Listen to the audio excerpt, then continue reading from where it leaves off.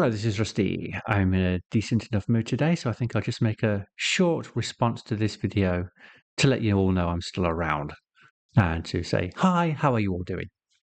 So this is an appeal to etymology or semantics, if you like.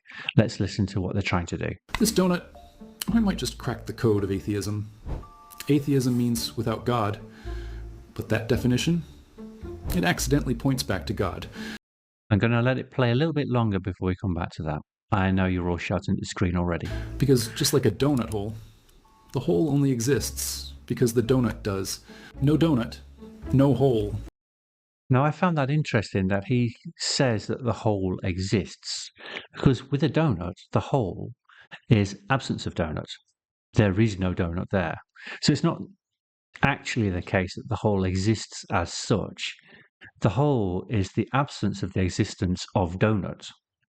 So I just thought that was curious that it described the hole as existing when in actual case it doesn't exist as such in the same way.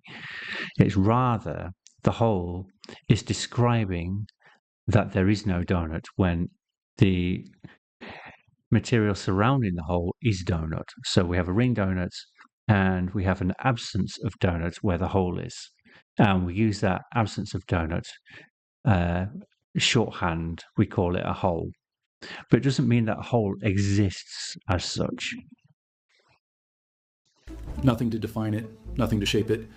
Atheism is the hole, trying to argue the donut was never there.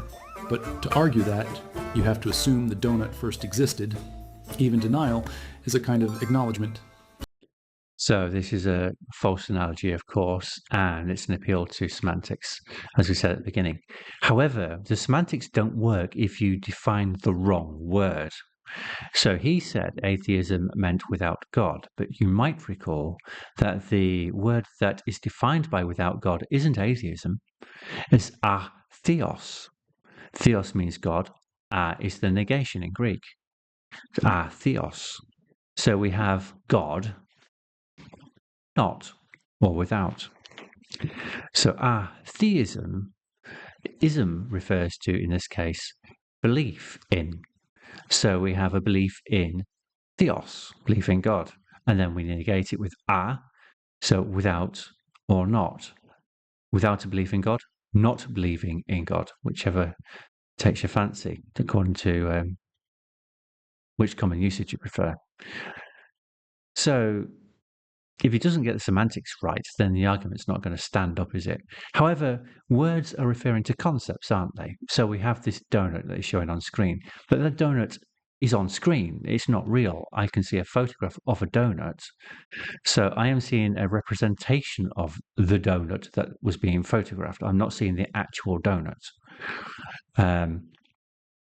So when he's talking about the hole in the donut, again, I'm seeing an absence of where the donut was when it was photographed in situ. So I'm seeing the hole in the picture, but there is no donut in the picture at all. It's a concept. I'm being shown an illustration of what the donut looked like when it was photographed.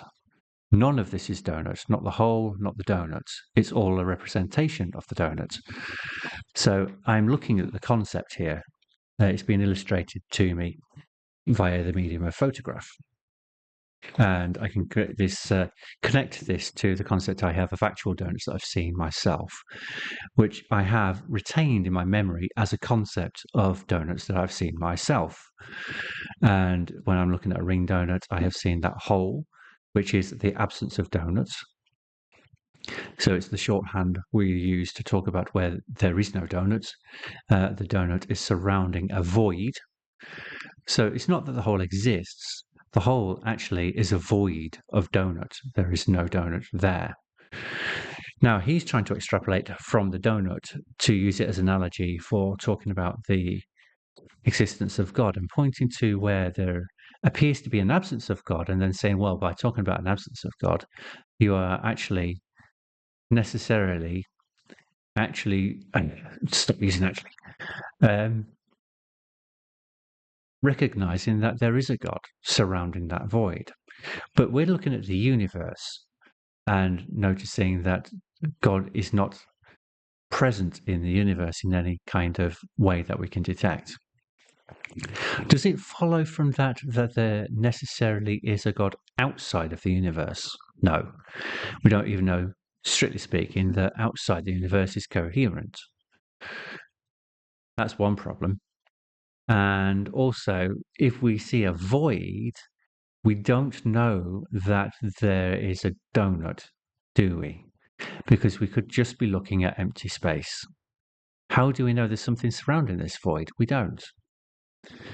Now, he's just saying that, oh, well, it's obvious, isn't it? It's self-evident.